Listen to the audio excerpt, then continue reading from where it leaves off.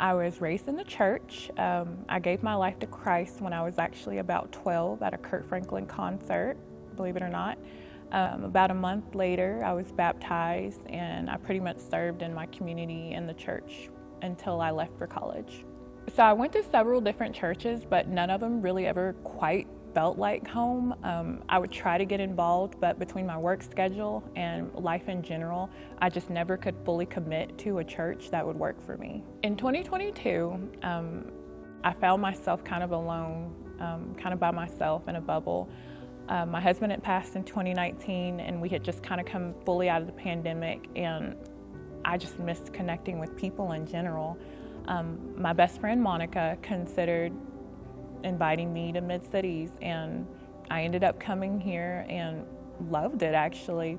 A couple of visits, it kind of felt like home.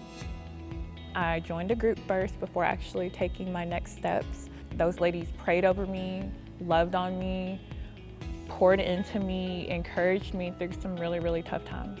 It's almost like a switch went off, like it was time for me to serve, like it was time for me to not just be a part of the community, but give to the community at my church. So I decided to go ahead and take 101. I immediately gave membership. Then I went to 201, and then I started serving in children's ministry. When I walked into 301, I kind of thought it was just going to be like a refresher course because I had been in church my whole life, and so I kind of just felt like, oh, okay, we're going to go over things that I already knew. The truth was, after my first class with Pastor Hernandez, it was far from what I thought it was going to be. As the course went along, there was a class about the Holy Spirit. Everyone just surrounded me, prayed over me, and loved on me. I just remember just feeling no longer abandoned, because I realized when my husband died, I had felt almost abandoned by God. He kind of just left me.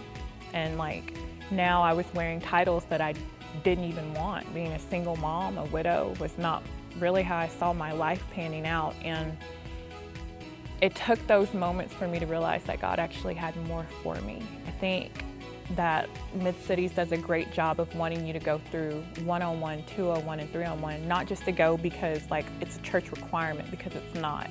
I think they want you to go because they want to bring something out of you, for you to be able to see that God has something for you to be able to be educated and not just come to church on Sunday and think that that's all that is required of you, that God has truly a purpose for you and a will for your life.